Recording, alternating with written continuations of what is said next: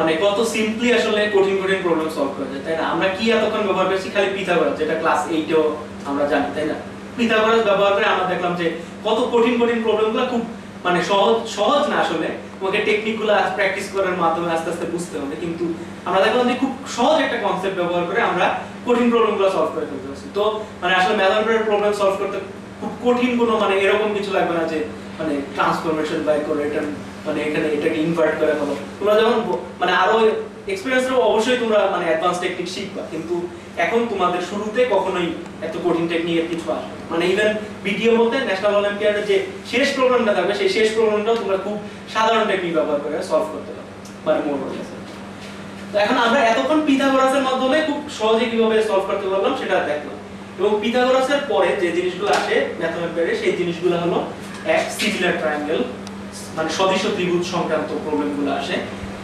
তারপরে প্রবলেমগুলো আসে হলো যে অ্যাঙ্গেল চেস করা বলে এটাকে, মানে তুমি অ্যাঙ্গেলগুলো নিয়ে কাজ করবা যে এই অ্যাঙ্গেলটা এই অ্যাঙ্গেলের সমান, এভাবে আস্তে আস্তে দেখা যাচ্ছে যে ইভেন আইএমওর যে সবচেয়ে সহজ প্রবলেমগুলো আসে 1 বা 4 এর যে প্রবলেমগুলো আসবে সেই প্রবলেমগুলো দেখা যায় যে অ্যাঙ্গেল চেসিং এর মাধ্যমে সলভ করে ফেলা যায়। খুব কঠিন একটা জটিল মানে কনফিগারেশন একটা চিত্র আছে, তো সেই চিত্র থেকে তুমি মানে এক একটা অ্যাঙ্গেল আস্তে আস্তে বের করতে করতে দেখবা যে ওই পুরো চিত্রটার অনেক চমৎকার চমৎকার প্রপার্টি বের করে ফেলছো এবং মানে তুমি সেটা সলভ করে ফেলছো। তো আমি আগামী ইন্ট্রোডাকশনের পরে হয়তো অ্যাডভান্স পর্ব ওই অ্যাঙ্গেল চেসিংগুলো দেখাবো, কিন্তু অ্যাট লিস্ট ইন্ট্রোডাক্টরিদের মানে ইন্ট্রোডাকশনেই বলে রাখি যে আমাদের মানে এই কঠিন কঠিন প্রবলেমগুলো খুব সহজ টেকনিক অ্যাঙ্গেল চেসিং দিয়ে আমরা করতে পারি।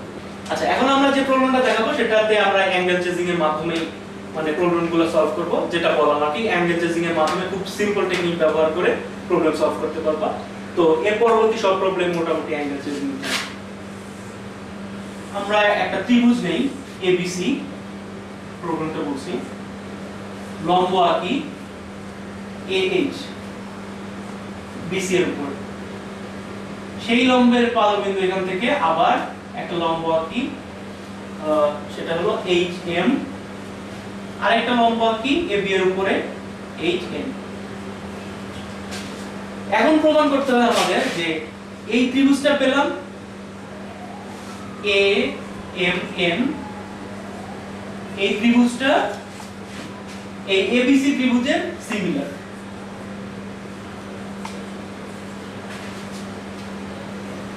এটা সদৃশ। তো সদৃশ প্রমাণ করার সবচেয়ে সহজ উপায় কি? সদৃশ প্রমাণ করার সবচেয়ে সহজ উপায় হলো যে মানে কি কি উপায় আছে সেটা এরকম তিনটা। আমরা মোটামুটি তিনটা টেকনিক জানি, তিনটা টেকনিক আমি বলছি সংক্ষেপে। দুইটা ত্রিভুজ সদৃশ হবে যখন এক তাদের কোণ তিনটা সমান হবে, কোণ সমান হবে, তিনটা অ্যাঙ্গেল সমান হবে। আসলে তিনটা অ্যাঙ্গেল লাগে না, কারণ দুইটা অ্যাঙ্গেল হলে থার্ড অ্যাঙ্গেলটা সমান হবে। তারপরে যেটা সম্ভব সেটা হলো যে 3 অ্যাঙ্গেলস, একটা অ্যাঙ্গেল এবং সেই অ্যাঙ্গেলটার দুই সাইডে যে বাহুগুলো থাকবে দুইটা সন্নিহিত বাহু আর কি, 2 adjacent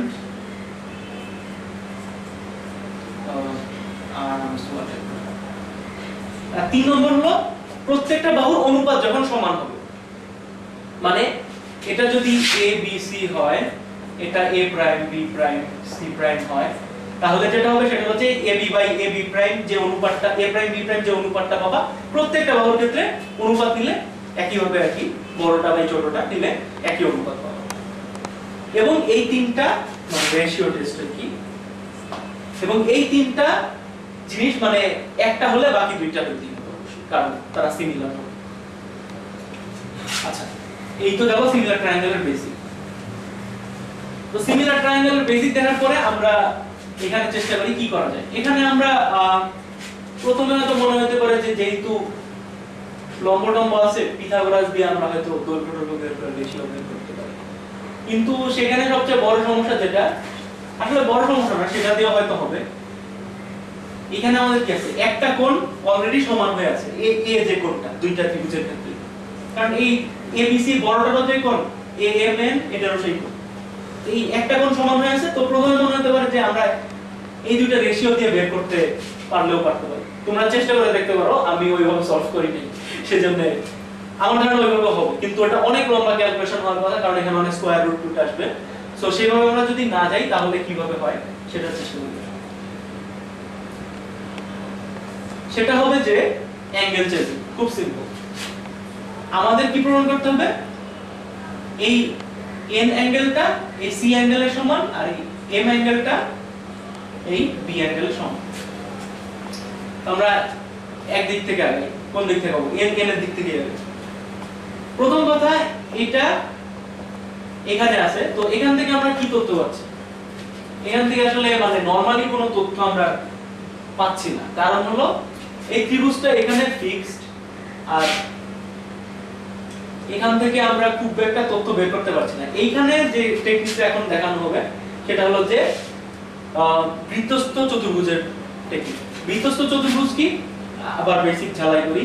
বৃত্তস্থ চতুর্ভুজ হলো ত্রিভুজের কোন চতুর্ভুজ যখন একটা বৃত্তের মধ্যে এরকম অন্তর্লিখিত থাকে, মানে ইনস্ক্রাইব থাকে এবং সার্কেলটা চারপাশে থাকে, তখন এই ত্রিভুজটা এই চতুর্ভুজটাকে বলে বৃত্তস্থ চতুর্ভুজ, বা ইংলিশে বলে সাইক্লিক কোয়াড্রিলেটারাল সংখ্যাগুলো।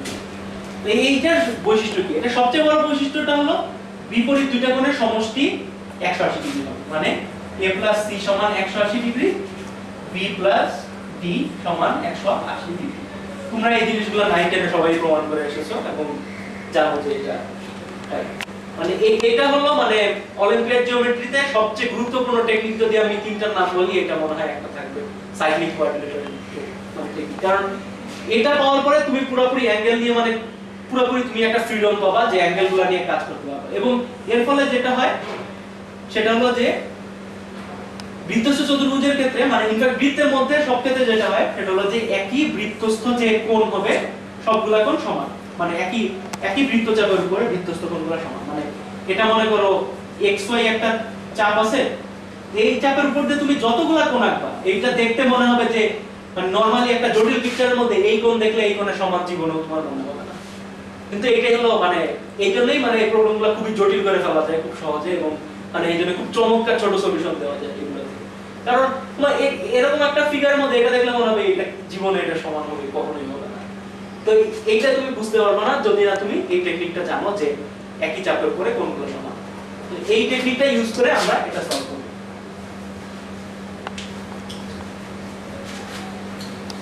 এবং অবশ্যই এই বৃত্তস্থ চতুর্ভুজের ব্যাপারটা হলো ইফ এন্ড অনলি ইফ এর মতো, দুইটাই ইফ এন্ড অনলি। সেটা নিয়েও আরেকটু কথা বলি, সেটা হলো যে ABCD বৃত্তস্থ হবে যদি এবং কেবল যদি এই যে কোনো এক জোড়া বিপরীত কোণের সমষ্টি 180 ডিগ্রি হয়, মানে a + c = 180 ডিগ্রি, অথবা মানে অ্যাকচুয়ালি এটা হলে এটাও হবে, কারণ এটা বৃত্তস্থ হবে পুরোটা, অথবা কি কারণ বাকি দুইটা সমষ্টি 180 ডিগ্রি হইতেই হবে। কেন বলছো? কারণ পুরোটা সমষ্টি তো 360 ডিগ্রি, সো এই দুইটা সমষ্টি যদি 180 ডিগ্রি হয় বাকিটা সমষ্টি তো 80 হবে।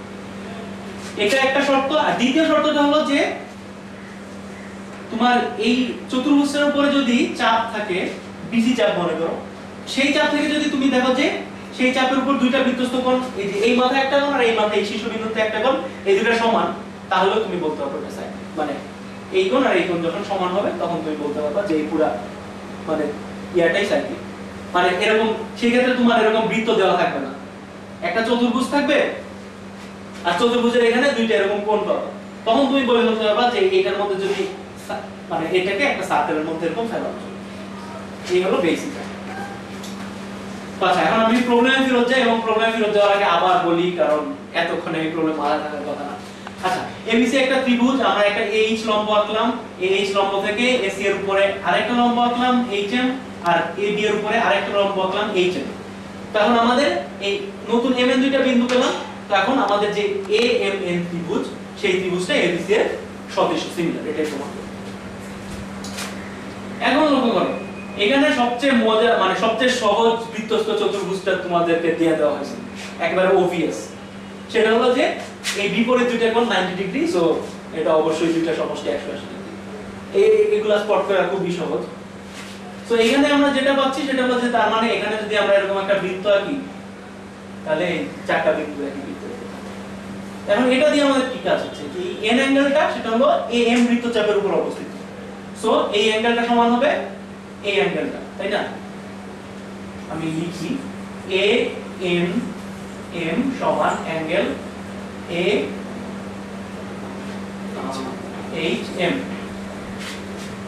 এখন এখানে বাকিটা আসলে হয়ে গেল, সেটা হলো যে এই অ্যাঙ্গেলটা সমান অনেক ভাবে করা যায়, অনেকগুলো 90 ডিগ্রি আছে এখানে, সো এটা কোনো ব্যাপারই না। সো এই যে এই অ্যাঙ্গেলটা পেলাম hm অ্যাঙ্গেলটা, এটা হলো 90 মাইনাস এই HAC কোণ। So 90 degree minus angle HAC। আর এই HAC টা কি? HAC হলো আবার 90 ডিগ্রি মাইনাস কোণ C। তা আমরা এখান থেকে পেলাম যে AM সমান কোণ C।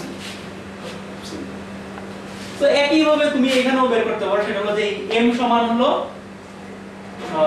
এই কোণটা NHA, এবং এই কোণটা সমান একই হবে 90 মাইনাস এইটা, এবং এইটা আবার 90 মাইনাস B। সো এখান থেকে বলা যায় যে B সমান এই কোণ, তার মানে এই কোণ সমান m। সো এভাবে প্রবলেমটা এটা কোনো প্রশ্ন আছে?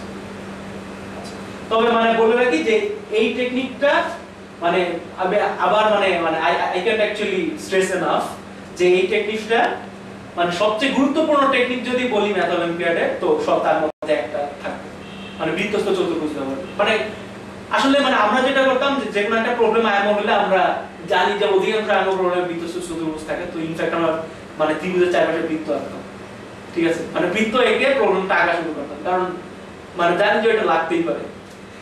তো এটা মানে খুবই একটা কমন টেকনিক, এবং এটা মানে সবসময় মাথায় রাখো যে এই টেকনিকটা দিয়ে অ্যাঙ্গেল চেঞ্জ করা